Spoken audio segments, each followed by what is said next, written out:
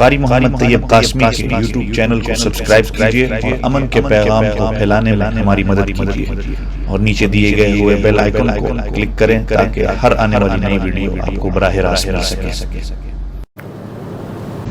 نماز آپ اللہ کی پڑھنے آئے، کس کی پڑھنے آئے ہو؟ زور سے بولو۔ اب میں آپ سے پوچھوں کہ خوبصورتی بھی آپ وہ اپناؤ گے جو اللہ کو چاہیے یا اپنی مرضی کی خوبصورتی اپنانے آؤ؟ زور سے بولو۔ اللہ، اپنی نہیں، اللہ۔ اللہ کون سی خوبصورتی چاہتے ہیں؟ جو نبی کی۔ نبی کی خوبصورتی کیا ہے؟ کیا میرے پاک نبی نے بھی کبھی اس طرح نماز پڑھی؟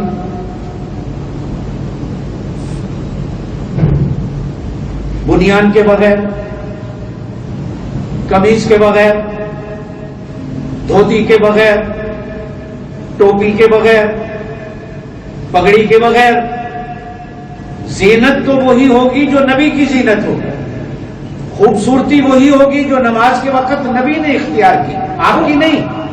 اس لیے کہ نماز آپ اللہ کی پڑھنے آئے ہو، اور کس کے طریقے پر پڑھنے آئے ہو؟ نبی پاک صلی اللہ علیہ وسلم کے طریقے۔ نماز اللہ کی، لیکن طریقہ کس کا؟ زور سے بولو۔ اب نبی کے طریقے میں کیا ہے؟ کہ آیا نبی پاک نے کبھی بنیان سے نماز پڑھی، بغیر بنیان کے پڑھی، بغیر دھوتی کے پڑھی، بغیر ٹوپی کے پڑھی؟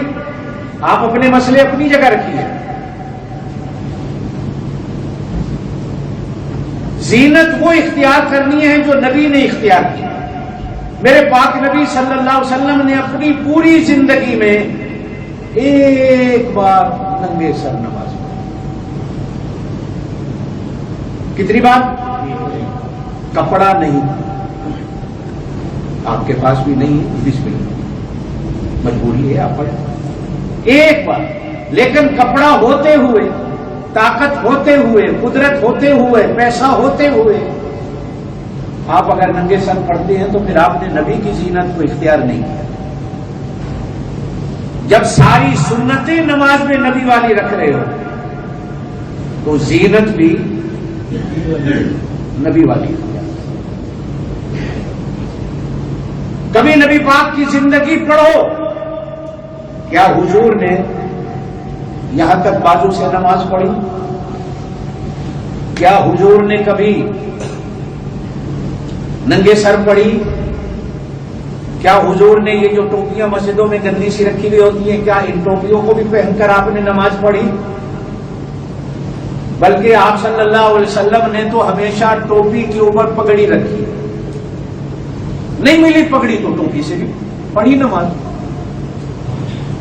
اب نبی والی زینت کو اختیار کرو۔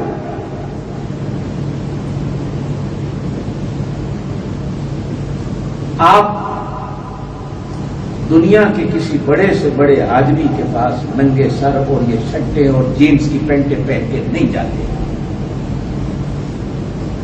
بادشاہ سلامت کیا کہ، وزیر صاحب کیا کہ، جنرل صاحب کیا کہ، وہ یارو تمہارا اللہ بھی تو کوئی ہے نا، یہ جنرلوں سے بھی بڑا ہے، یہ امیروں سے بھی بڑا ہے، بادشاہوں سے بھی بڑا ہے، یہ گھر دنیا کے سارے بادشاہوں کے گھروں سے بڑا ہے، چاہے کچا ہے چاہے پکا ہے۔ کوئی دنیا کے بادشاہ کا گھر اس گھر کا مقابلہ نہیں کر سکتا، اس لیے کہ اس گھر میں جوتے پہن کے جاؤ گے، اس کا فرش کچا ہے تو بھی جوتے اتار کے آؤ۔ اس کا ایک ادب ہے میرے دوستو، اللہ کے سامنے کھڑے ہونے کا بھی ایک ادب ہے۔ اللہ کے سامنے کھڑے ہونے کا بھی ایک ادب ہے کہ نماز سے پہلے میں سوچوں میرے پاک نبی نماز میں کھڑے ہوتے تھے کیا کہتے تھے، میں اس طرح کی پھر نماز پڑھوں جس طرح حضور پڑھتے۔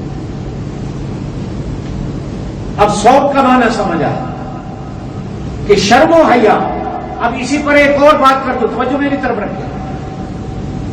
جو میاں بیوی، جو آپ خاندان والے ہیں، فیملی والے ہیں، شادی شدہ ہیں، قرآن نے کہا ہن لباس لکم وانتم لباس لہن، تمہاری بیویاں تمہارا لباس ہے اور تم اپنی بیویوں کا لباس ہو۔ یہ بڑی عجیب بات ہے کہ اللہ نے قرآن میں بیویوں کو ہمارا لباس کہا ہے اور ہمیں بیویوں کا لباس کہا۔ کیا مطلب؟ کہ لباس عیب کو چھپاتا ہے، گناہوں پہ پردے ڈالتا ہے، عیبوں پہ پردے ڈالتا ہے. تم بھی ایک دوسرے کے عیبوں پر پردے ڈالو. بیوی کو خامن کے عیب کا پتہ ہے تو پردہ ڈالے، خامن کو بیوی کے عیب کا پتہ ہے تو پردہ ڈالے. لوگوں کے سامنے اپنی بیوی کی باتیں نہ کرے، اور بیوی کو چاہیے کہ اور عورتوں کے سامنے اپنے گھر والے کے عیب کو بیان کرے.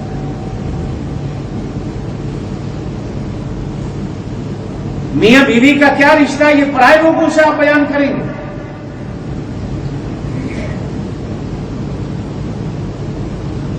بیوی پرائی عورتوں کے سامنے اپنے میاں کے حالات کو بیان کرے گی کہ میں گھر میں کیا کرتی ہوں، وہ کیا کرتا ہے. اسی لیے شریعت نے کہا کہ لباس بھی ایسا پہنو جو تمہارے جسم کے عیبوں پر بھی پردہ ڈالے اور تمہارے اندر کے عیبوں پر بھی پردہ ڈالے. پینٹ میں پہنو، شلوار میں نماز پڑھو، دھوتی، لیکن لباس ایسا ہو جو تمہارے جسم کو پردہ ڈالے. شریعت نے کسی لباس پر شرط نہیں رکھی کہ نماز کے لیے آپ یہ لباس پہنیں گے تو نماز ہوگی. شریعت نے کہا پردے والا لباس پہنو گے تو نماز ہوگی.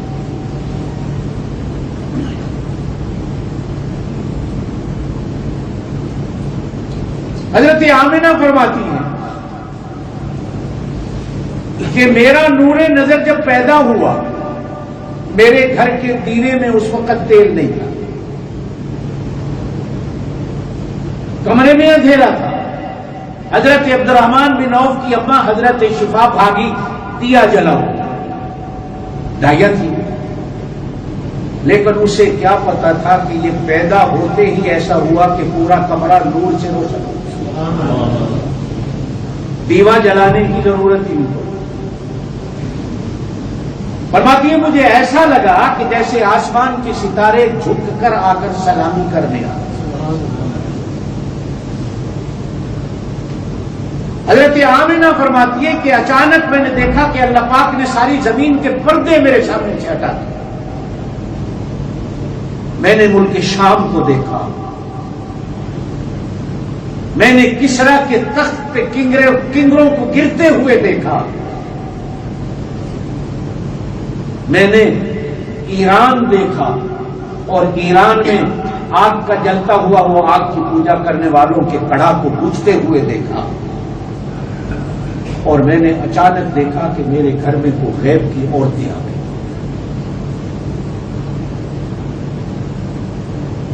میں نے ایک سے پوچھا تو کون ہے؟ وہ کہنے لگی میں مریم ہوں.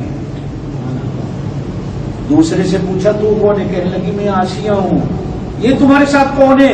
کہا یہ جنت کی حوریں ہیں. کیا کرنے آئی ہو؟ ایک نے کہا کہ میں نے نبی کو جنا ہے، دوسری نے کہا کہ میں نے نبی کو پالا ہے. ہمیں جننے کا بھی تجربہ ہے، پالنے کا بھی تجربہ ہے. اللہ پاک نے کہا ہے جا کر میرے محمد کی تربیت کرو صلی اللہ علیہ وسلم. حضرت آمنہ فرماتی ہے میں دیکھ کر حیران ہوئی. ہر بچہ ننگا پیدا ہوتا ہے، میرا بچہ ننگا نہیں تھا.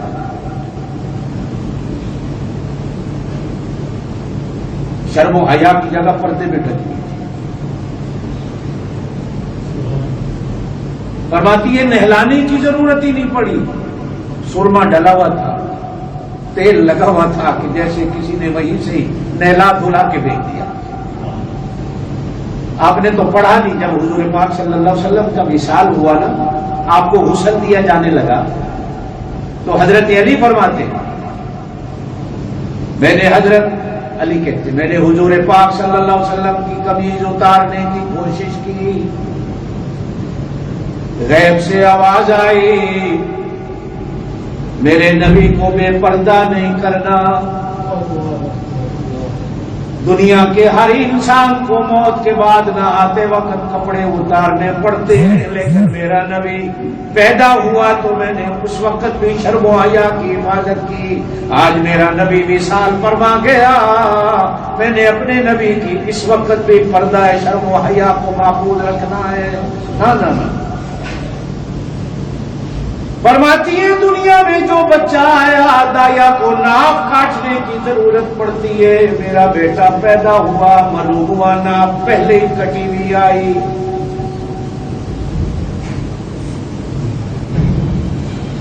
فرمایا میں نے اپنے نور نظر کو دیکھا. بعض علماء نے لکھا ہے دنیا میں آتے ہی حضرت آمنہ کہتی ہیں دیکھا زمین پہ سجدے میں گرا ہوا. اور بعض روایات میں آتا ہے دیکھا میں نے اپنی زبان سے کچھ پڑھ رہا ہے.